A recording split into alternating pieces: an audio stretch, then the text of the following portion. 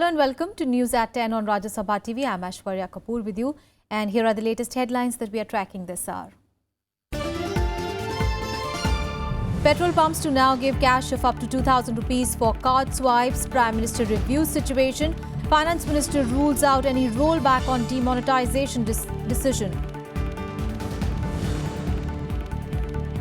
Debate on demonetization to continue in Rajya Sabha. Opposition demands PM's presence in House. Lok Sabha opposition MPs demand discussion under rule that allows voting.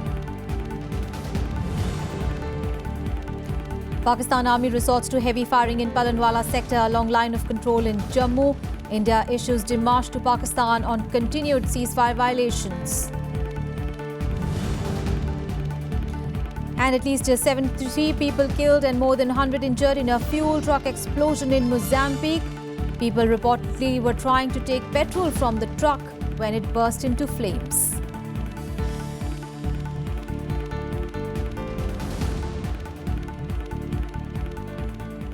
Well, the demonetization issue will come up for discussion today as well on the third day of the winter session. It rocked the upper house on Thursday as a united opposition pressed for Prime Minister Narendra Modi's presence in the house. The government, however, stood its ground and defended the decision, instead hitting out at the opposition. Well, as the situation escalated, the proceedings of the House were disrupted repeatedly, leading to several adjournments throughout the day. Opposition parties joined ranks in demanding a response from Prime Minister Narendra Modi on the hardships caused to people by the demonetization move. 0 hour was derailed as the Congress, TMC and BSP raised the pitch against the Prime Minister and rushed into the well of the House. Meanwhile, AIADMK members also marched into the well, demanding constitution of the Kaveri Management Board. Question hour was also paralysed as opposition members pressed for the Prime Minister's presence in the House. Repeated pleas by the chair to allow the House to function went unheeded. As the protests sharpened, the chair first adjourned the House till 12:30, then till 2 p.m. House is adjourned till 2 p.m. The stalemate continued even in the post-lunch session. The Congress accused the government of burdening the public with an ill-prepared policy. Meanwhile, the government refuted all allegations and lashed out at the opposition, clarifying that the demonetization decision will not be revoked. लेकिन अफसोस की बात है कि कुछ लोगों के पास तर्क नहीं है और जब तर्क खत्म हो जाता है तो इसी तरह की स्थिति पैदा होती है और जिस तरह की मांगे हो रही हैं वो मांगे तर्कों से भरपूर नहीं है बल्कि कुतर्कों से भरपूर हैं। हमारी अपील है माननीय सदस्यों से कि आप इस पे एक सार्थक चर्चा करिए, रचनात्मक चर्चा कीजिए। आपको कोई सुझाव देना है आप सुझाव दीजिए और विद फाइनेंस मिनिस्टर जब जवाब देंगे तो आपके सारे सवालों का जवाब मिल जाएगा। The chair urged the protesting members to discuss and deliberate the issue, but in vain.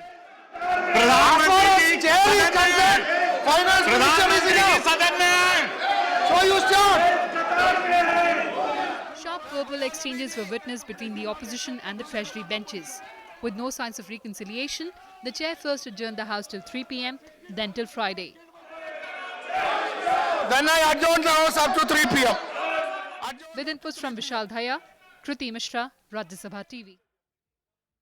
Meanwhile, in a step to ease the long queues outside banks and ATMs, the government announced that people can get cash at select petrol pumps in the country with SBI machines. Well, the cash can be got by swiping debit cards. In a press release tweeted by Petroleum Minister Dharmendra Pradhan, the government announced that the facility will be available at 2,500 petrol pumps run by public sector oil companies. Now, petrol pumps are run by the Indian Oil Corporation Limited, Bharat Petroleum Corporation Limited and the Hindustan Petroleum Corporation Limited, where POS or point of sale machines of the State Bank of India are available, will have the facility. The release also said that the oil industry is also in further discussions with SBI and other banks to extend this facility to over 20,000 petrol pumps across the country. Now, the facility will begin from today. Petrol pumps are already accepting 500 and 1,000 rupee notes and will continue to do so till 24th of November. Well, the Prime Minister reviewed the status of the demonetization exercise at a meeting of top officials of the government on Thursday. The officials of the PMO and the Finance Ministry were present in this meeting. The Prime Minister took stock of the availability of cash in banks and ATMs and other measures taken to ease the difficulties of people. Earlier in the day, the government announced a number of new measures to ease difficulties of the people, which includes a relaxation of restrictions on cash withdrawals by farmers and families with upcoming weddings. Now, families preparing for a wedding can withdraw up to 2.5 lakh rupees from bank accounts, giving their PAN details and self-declaration.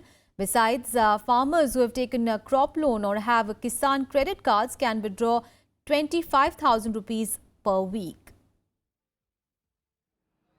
In a bid to tide over the chaos triggered by its surprise demonetization move, the government announced several new measures on Thursday. The move is aimed at providing much-needed relief to farmers, traders and families with impending weddings. For wedding ceremonies which are going on, up to 2.5 lakh rupees will be permitted to be drawn from the bank account. We are also at the commencement of the Rabi season. So therefore, to ensure the proper that the sowing takes place properly, it has been decided therefore by the government to permit the farmers to draw up to rupees 25,000 rupees per week against the crop loans sanctioned and credited to their accounts. As per the new guidelines, families can withdraw 2.5 lakh rupees in one go for weddings. This withdrawal, however, can be made only from one account based on self-declaration. Farmers can withdraw up to 25,000 rupees a week against loans sanctioned to them to buy seeds and fertilizers and credited to their accounts. 25,000 a week can be drawn from payment that farmers receive for agricultural produce in the form of checks, taking the total cash withdrawal limit for farmers from KYC compliant bank accounts to 50,000 rupees per week. The time limit for the payment of insurance premium on crop loan has also been extended by 15 days. Traders in vegetable wholesale markets can withdraw 50,000 rupees a week to pay for expenses like daily wages. Central government employees up to Group C categories have been permitted to withdraw 10,000 rupees in cash against their November salary. The announcement evoked mixed reactions among people. जो फैसला आया वो मोदी ने बहुत बड़ा काम किया और हम लोग को बहुत बड़ी राहत हो गई और मेरे घर में 3 दिन शादियां हैं, अब अच्छे से निपटारा हो जाएगा। नोटबंदी से बहुत बड़ा प्रभाव पड़ा है, बहुत परेशानी बढ़ी है, लेकिन इसका परिणाम अच्छा है, इसलिए हम लोगों को संतोष है। 2.5 लाख में कुछ बनेगा नहीं शादी का, कोई फायदा नहीं है। अब पैलेस की बुकिंग लगा लो 4 लाख है, फिर गहने शादी खर्चा, कोई फायदा नहीं 2.5 लाख कम से। Opposition leaders also seemed unimpressed. आप और मैं 2.5 लाख में कर सकते हैं। आज साधारण आप 2.5 लाख में क्या आता है? 2.5 लाख में कौन सी शादी हो जाती है? कितने लोग आ जाते हैं? प्रधानमंत्री जी को मालूम नहीं है कि 2.5 लाख में आज शादी होती है। इसका मतलब क्या है गाइडलाइन का? ये तो खेल रहे हो आप, लोगों की जज्बात से खेल रहे हो। और इस तरीके की हमला जो हो रही है उनके रोजमर्रा की जिंदगी में, जो बड़े हैं आपके काले धन वाले हैं, वो सब उनको तो जो है राहत पहले से दे चुके हैं। ये सिर्फ प्लास्टिक मनी और क्रेडिट कार्ड से धंधा नहीं चलता। अच्छा, बहुत असुविधा हो रहा है, बेबी फूड का असुविधा हो रहा है, दवाई की असुविधा हो रहा है। सरकार में ये एयर कंडीशन रूम में बैठ के कुछ नहीं होने वाला। जाओ देखो क्या हो रहा है बाहर में। The government, however, maintains that the move will consequently lead to decongesting the snaking queues outside banks and ATMs across India. With inputs from Panchanan Mishra, Bureau Report, Rajya Sabha TV. Well, Finance Minister Arunjaitley has ruled out any possibility of a rollback in the government's decision to demonetize the 500 and 1,000 rupee notes.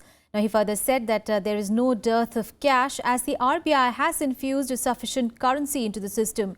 He also expressed surprise at the main opposition Congress's opposition over the issue, saying that all political parties must be united to help the government in its attempt to cleanse the politics and economy of the country. ATMs on a war effort are being recalibrated. Now their technicians are recalibrating something like 22,000 ATMs in a day. And therefore, in a couple of days, all ATMs will be distributing money. The Reserve Bank has provided more than adequate amount of currency to the currency chest. There are 4,000 of them in the country. There is absolutely no shortage. And there is a consistent supply which is taking place. Now, unnecessary panic is being spread, particularly by some individuals. And I didn't expect chief ministers of one or two states to join in this effort. I must say to the credit that most chief ministers across the country have not only supported this, but they have in a big manner used the apparatus of the state governments to support this entire move. And therefore, I would like to put my sense of appreciation as far as most state governments in this country are concerned. As far as Parliament are concerned, at day one we said we are ready for a debate. In the Rajya Sabha, the debate has substantially taken place. And the debate itself indicated that the opposition had very little to say. And I think, therefore, they developed cold feet and are now running away from a debate. And with the demonetization entering the 10th day today, now common man continues to face problems. Not only cities but rural areas have also been badly affected by the move. Now here is a report from Khanapur village in Belgaum, Karnataka.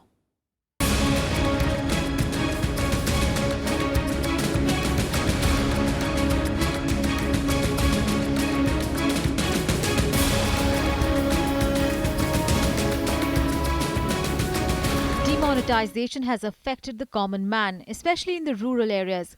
Rubina has been standing in line for hours.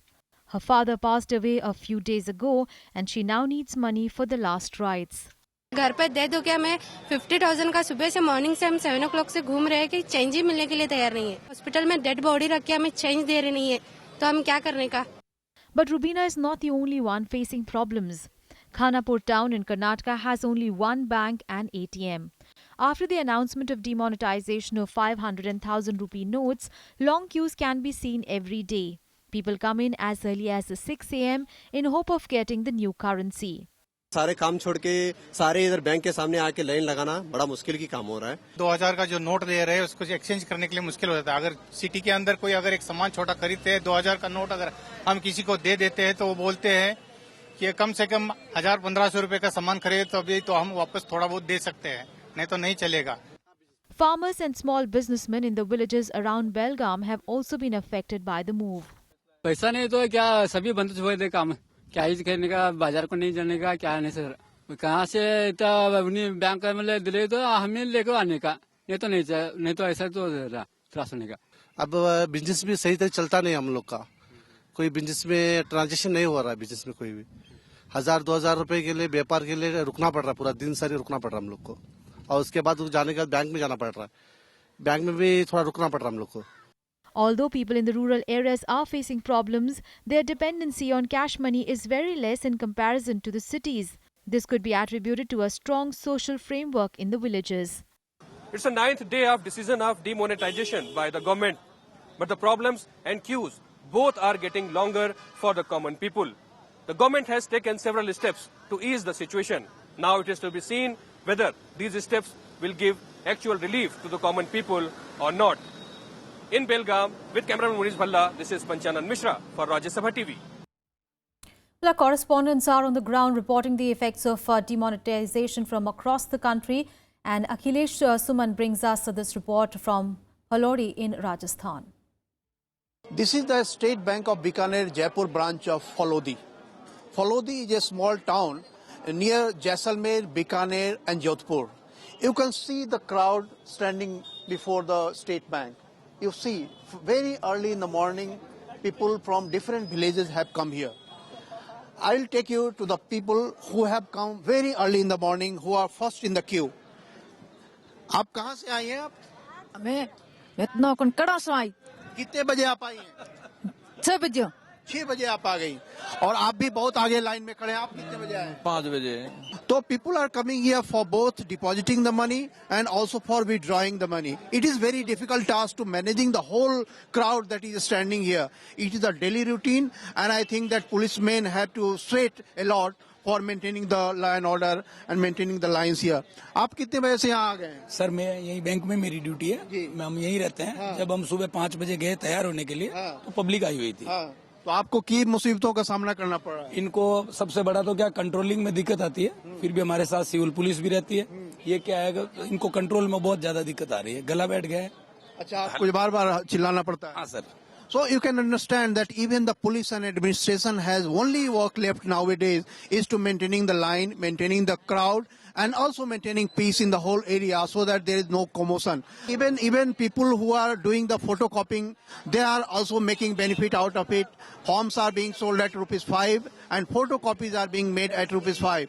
You can understand the situation of the common man here. Common man is standing in the queue since very early in the morning, and this queue is going up. Since it is early in the morning, you can see that this is the crowd. But as the day goes on, the crowd will increase, the commotion will increase, and it is a heavy task. Everyone is unanswerable. Everyone is just silent. How long this situation will go up? Akhilesh Suman for Rajya Sabha Television with camera person Om Prakash in Phalodi of Rajasthan.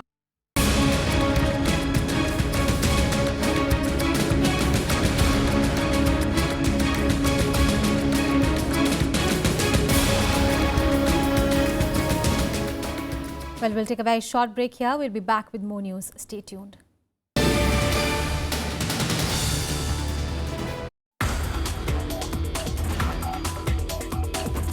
We are made up of something like close to about 50 trillion cells. That number varies, 50 to 100 trillion. A human body can be divided into about 33 different compartments. If you take an X-ray film of your backbone, you see there's a ladder-like structure. To understand the mechanism of anything, you need to look at it more quantitatively. So without mathematics, you cannot think of biology. The education is to solve the problems of life. Watch Eureka with Professor L.S. Shashidhara, Head of Biology Department, ISER Pune, only on Rajya Sabha TV.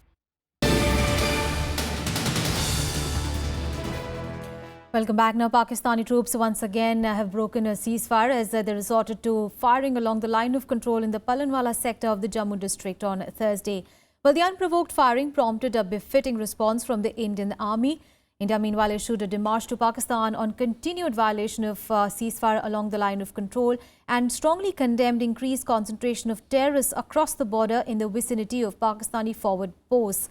The government also protested the deliberate targeting of 14 villages along the line of control this month, which resulted in 4 fatal and 25 non-fatal casualties. During the last week alone, there have been 18 instances where terrorists attempted to infiltrate into the Indian side from the vicinity of Pakistani posts. And with continuous violations from Pakistan, the 2003 India-Pakistan ceasefire agreement has virtually become redundant with the 286 incidents reported during the period. We also conveyed our strong condemnation of the increase in concentration of terrorists observed along the line of control in the vicinity of Pakistani forward posts. During the last week alone, there have been 18 instances where terrorists attempted to infiltrate into the Indian side from the vicinity of Pakistani posts and also targeted Indian posts and patrols.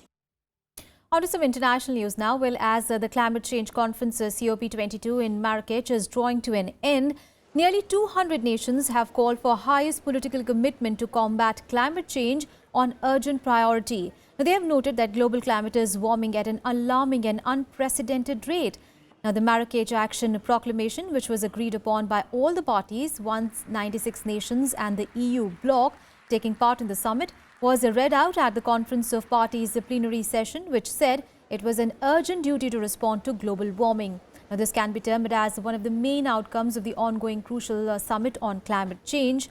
While United Nations, while welcoming the Paris Agreement, also affirmed its commitment for its full implementation. The statement came as the election of Donald Trump to the US presidency cast a shadow over the Paris deal, which was agreed after more than 2 decades of deadlock about how to tackle global warming and entered into force in record time. Now, Trump has called global warming a hoax and has said that he will withdraw from the Paris Agreement. We call for all parties to strengthen and support efforts to eradicate poverty, ensure food security, and to take stringent action to deal with climate change challenges in agriculture.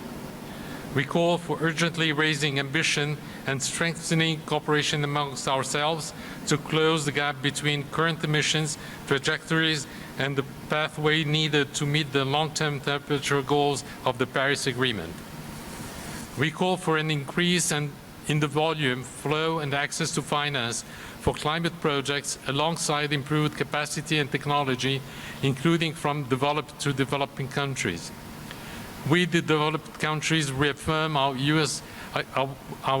$100 billion mobilization goal. We unanimously call for further climate action and support well in advance of 2020, taking into account the specific needs and special circumstances of developing countries, the least developed countries, and those particularly vulnerable to the adverse impacts of climate change. We who are parties to the Kyoto Protocol encourage the ratification of the Doha Amendment. News from the Middle East, at least 16 people were killed by a suicide car blast at a wedding ceremony in Iraq on Thursday. Well, the attack took place in Anbar province near Baghdad when a suicide bomber detonated an explosives-laden vehicle at a wedding. The blast also left 30 people injured. Now, there was no immediate claim of responsibility for this attack, but the Islamic State frequently carries out suicide bombings targeting civilians in Iraq. Well, the attack came 3 days after twin suicide bombings claimed by Islamic State struck Fallujah city. And at least 73 people have been killed in a fuel truck explosion in Mozambique. Now, the incident occurred when citizens tried to take petrol from a truck in a village near Tete province of Mozambique. Now, more than 100 others were injured, some of them critically, including children.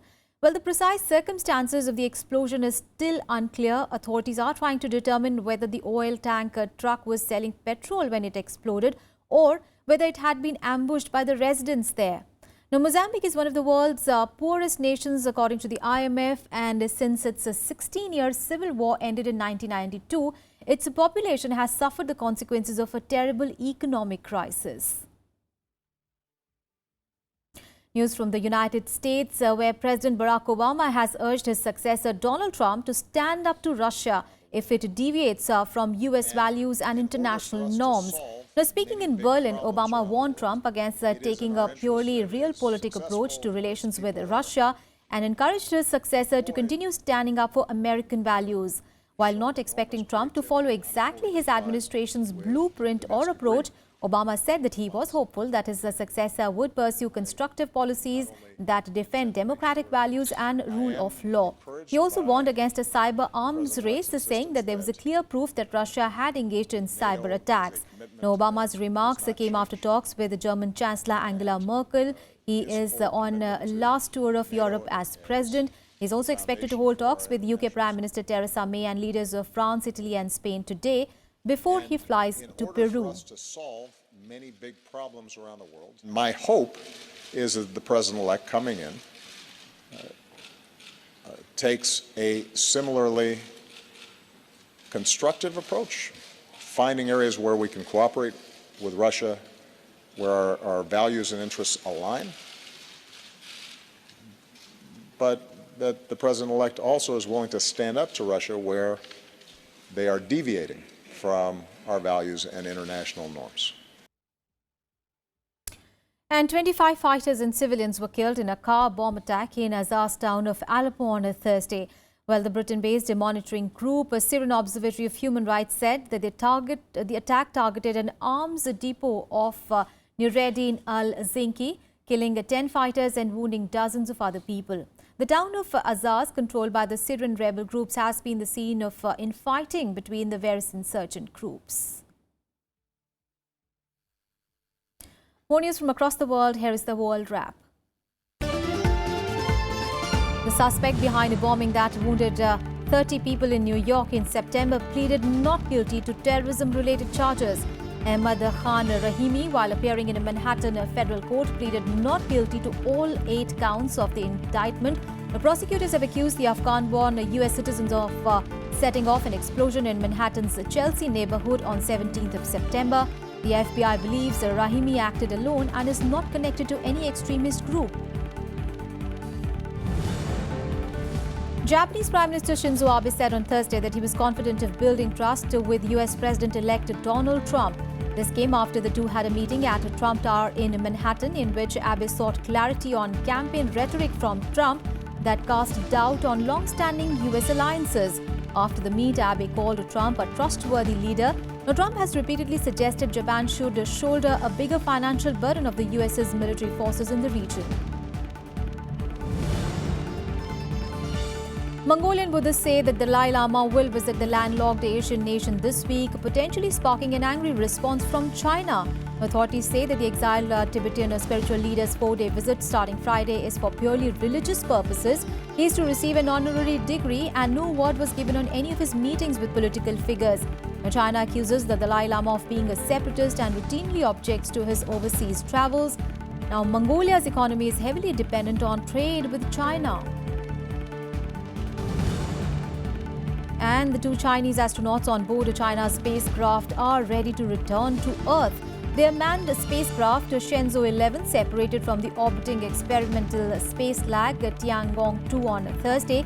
Now, the 2 men, Jing Haipeng and Chen Dong, have lived and worked in Space Lab for 30 days, the longest stay in space by Chinese astronauts. Now, during this stay, they carried out medical experiments, space science experiments, and in-orbit maintenance with human participation. And finally, some cricket news. India have resumed their first innings on day 2 of the second test against England in Visakhapatnam. The skipper Virat Kohli was removed by spinner Moeen Ali after he scored a superb 167. Wicketkeeper Riddhiman Saha joined Ashwin at the crease. Now, India will look for a mammoth total on a pitch which is likely to become difficult to bat on as the test progresses. Remember, on day 1, skipper Virat Kohli and Cheteshwar Pujara hit majestic centuries to help India take the opening day honours as the hosts ended the day from 317 for 4. And Pujara put on a marathon 226 run stand for their 3rd wicket. That's all in this edition of news. Coming up ahead is Parliament news in both Hindi and English. Stay tuned.